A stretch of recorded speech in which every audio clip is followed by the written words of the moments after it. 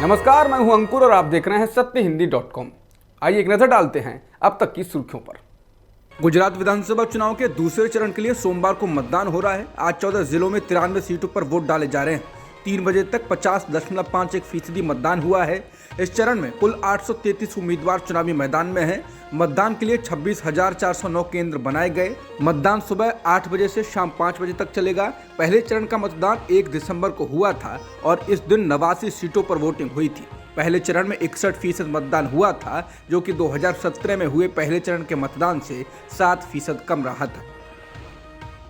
प्रधानमंत्री नरेंद्र मोदी ने आज सोमवार 5 दिसंबर को अहमदाबाद में वोट डाला, लेकिन उन्होंने जिस अंदाज और तरीके से वोट डाला उससे वो और चुनाव आयोग विपक्षी दलों के निशाने पर आ गए। कांग्रेस ने इसे मतदान वाले दिन पीएम मोदी का रोड शो बताया है। वो इस मामले को चुनाव आयोग के सामने उठाने जा रही है। कांग्रेस प्रवक्ता पवन खेड़ा ने सोमवार दोपहर एक प्रेस कॉन्फ्रेंस में कहा कि वोटिंग वाले दिन प्रधानमंत्री एक सामान्य मतदाता होते हैं, कोई अलग से उनको विशेष अधिकार प्राप्त नहीं है। लेकिन लोगों ने लाइव देखा कि देश का प्रधानमंत्री चुनाव आचार संहिता की धज्जियां उड़ाकर मतदान वाले दिन रोड शो कर रहा है। वो कई किलोमीटर का चक्कर काटकर मतदान स्थल पहुंचे, फिर वो पैदल ही लंबी दूरी कर वोट डालने बूथ में गए। मतदान बूथ पर उनके समर्थक नारे लगाते पाए गए। पवन खेड़ा ने कहा, ये सब लाइव हो रहा था और देश का चुनाव आयोग मूक दर्शक बनकर तमाशा देख रहा था। उन्होंने कहा कि सोमवार को मतदान वाले दिन इस घटना को लेकर चुनाव आयोग क्या कर लेगा। अगर उसने पहले से सख्ती की होती तो कोई भी इस तरह की जरूरत नहीं कर पाता। कांग्रेस प्रवक्ता खेड़ा ने याद दिलाया कि पहले चरण के मतदान वाले दिन भी पीएम मोदी ने अपना रोड शो दोपहर बाद ही शुरू कर दिया था, जबकि मतदान खत्म होने में काफी समय था। उस रोड शो में आचार संहिता की धज्जियां उड़ी, लेकिन चुनाव आयोग तब भी चुप रहा।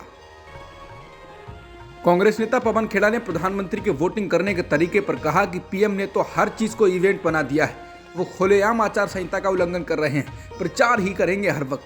प्रधानमंत्री आचार संहिता का उल्लंघन सरेआम करते हैं और चुनाव आयोग आंख बंद कर लेता है। अब ऐसा लगता है कि चुनाव आयोग के दरवाजे विपक्ष के लिए बंद हो गए हैं, इसलिए हमको और रास्ते देखने होंगे। अदालत का रास्ता हो सकता है।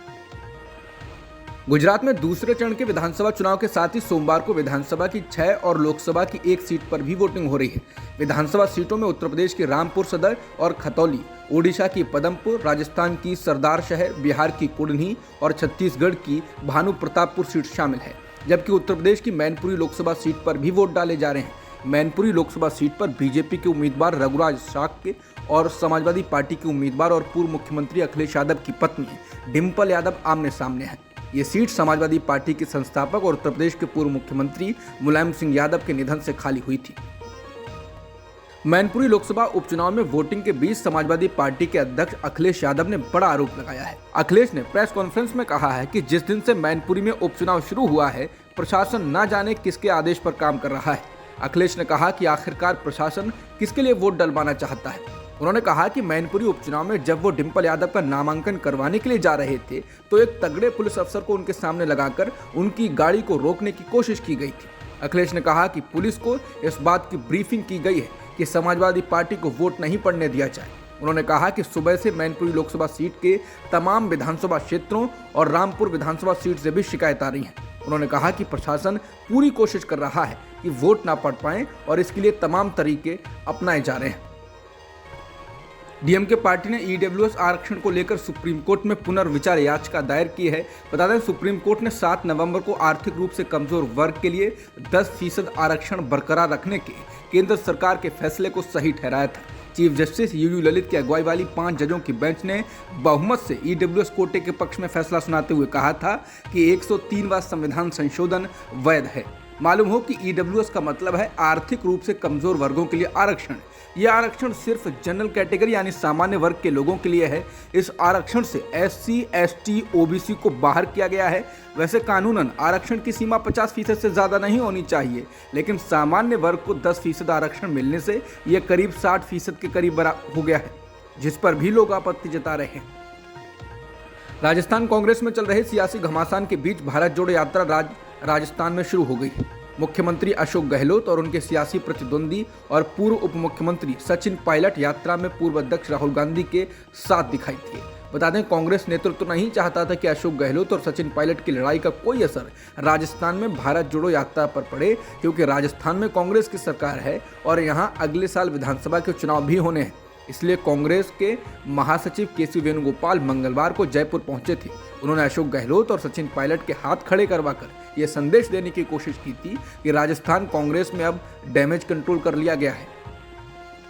भारत जोड़ो यात्रा के राजस्थान में पहुंचने के बाद आज कांग्रेस नेता जयराम रमेश ने प्रेस कॉन्फ्रेंस की। इस प्रेस कॉन्फ्रेंस में राजस्थान के मुख्यमंत्री अशोक गहलोत ने मीडिया पर जमकर निशाना साधा। गहलोत ने कहा कि मीडिया ने राहुल गांधी की भारत जोड़ो यात्रा का बहिष्कार कर दिया है। गहलोत ने कहा, ये मेरा आरोप है कि संपादकों ने यात्रा का बहिष्कार किया है। लाखों लोग अभियान में शामिल हो रहे हैं कि आप इतना बड़ा अभियान नहीं दिखाएंगे। गहलोत ने कहा कि इसे दिखाना मीडिया का कर्तव्य है, लेकिन इससे साफ हो गया है कि मीडिया को लोगों के सरोकार से कोई मतलब नहीं। गहलोत ने कहा कि अगर आप ऐसी यात्रा नहीं दिखाते हैं तो आप राष्ट्र के प्रति अपने कर्तव्य में विफल हैं। गहलोत ने कहा कि कान खोल के सुन लो, इतिहास आपको माफ नहीं करेगा, तुमने इसे मजाक बनाकर रख दिया है। गहलोत ने कहा कि अपने मालिकों से कह दो, हम घबराने वाले नहीं हैं। प्रधानमंत्री नरेंद्र मोदी सोमवार को भाजपा की 2 दिवसीय राष्ट्रीय पदाधिकारियों की बैठक का उद्घाटन करेंगे। 2024 के चुनाव को देखते हुए इसमें पार्टी के राजनीतिक एजेंडे को तय किया जाएगा। पार्टी ने एक बयान में कहा कि पीएम मोदी गुजरात विधानसभा चुनाव के आखिरी चरण में मतदान करने के बाद राष्ट्रीय राजधानी दिल्ली पहुंचेंगे और बैठक का शुभारंभ करेंगे। इसमें राष्ट्रीय पदाधिकारियों के अलावा पार्टी की प्रदेश इकाइयों के अध्यक्ष और महासचिव भी शिरकत करेंगे।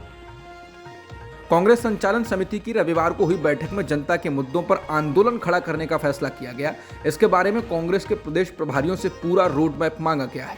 जिन राज्यों में आगे चुनाव संभावित हैं, वहां की प्रदेश यूनिट से आंदोलन की योजना के बारे में भी जानकारी मांगी गई है। इस बैठक में तय किया गया है कि पार्टी का पूर्ण सत्र 15 फरवरी के बाद किसी तारीख को आयोजित किया जाएगा। ये सत्र छत्तीसगढ़ की राजधानी रायपुर में होगा। यही नहीं, समिति ने 26 जनवरी से राहुल गांधी की भारत जोड़ो यात्रा के बाद 2 महीने के लिए हाथ से हाथ जोड़ो अभियान की भी शुरुआत करने का ऐलान किया है, जिसमें ब्लॉक, जिला स्तर से राज्य स्तर पर 3 स्तर का कैंपेन चलेगा। वहीं इस बैठक में कांग्रेस संचालन समिति की बैठक की अध्यक्षता करते हुए नए कांग्रेस अध्यक्ष खड़गे ने संगठन के पदाधिकारियों को एक सख्त संदेश दिया। उन्होंने कहा कि या तो आगे कदम बढ़ाओ या फिर अलग हट जाओ। खड़गे ने स्पष्ट किया कि ऊपर से नीचे तक संगठनात्मक जवाबदेही महत्वपूर्ण है। खड़गे ने कहा कि जो लोग अपनी जिम्मेदारी निभाने में सक्षम नहीं हैं, उन्हें नए साथियों के लिए जगह बनानी होगी। अगर कांग्रेस संगठन मजबूत, जवाबदेह और लोगों की उम्मीदों पर खरा उतरेगा, तभी हम चुनाव जीत पाएंगे। राष्ट्रीय जनता दल के मुखिया लालू प्रसाद यादव के किडनी ट्रांसप्लांट का ऑपरेशन सिंगापुर में सफलतापूर्वक हो गया है। लालू यादव के बेटे और बिहार के डिप्टी सीएम तेजस्वी यादव ने अस्पताल से ऑपरेशन के बाद का वीडियो ट्वीट कर ये जानकारी दी। तेजस्वी ने जानकारी दी कि अब लालू प्रसाद यादव को आईसीयू में शिफ्ट कर दिया गया है। डोनर रोहिणी आचार्य, जो कि लालू प्रसाद यादव की बेटी हैं, उन्होंने कहा कि वो भी स्वस्थ हैं।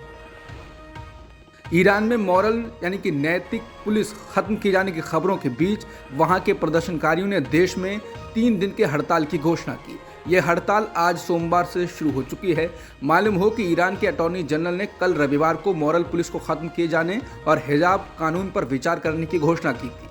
न्यूज़ एजेंसी रॉयटर्स ने सोशल मीडिया पोस्ट और शार्क जैसे स्थानीय समाचार पत्र के हवाले से बताया है कि अटॉर्नी जनरल के बयान के बाद ईरान की सड़कों पर नैतिकता पुलिस की मौजूदगी बहुत कम हो गई है। हड़ताल का असर कुछ शहरों में दिख रहा है। छोटे शहरों में दुकानें और अन्य संस्थान बंद नजर आ रहे हैं। अब तक की खबरों में इतना ही। बाकी खबरों के लिए बने रहिए सत्यहिंदी.com के साथ।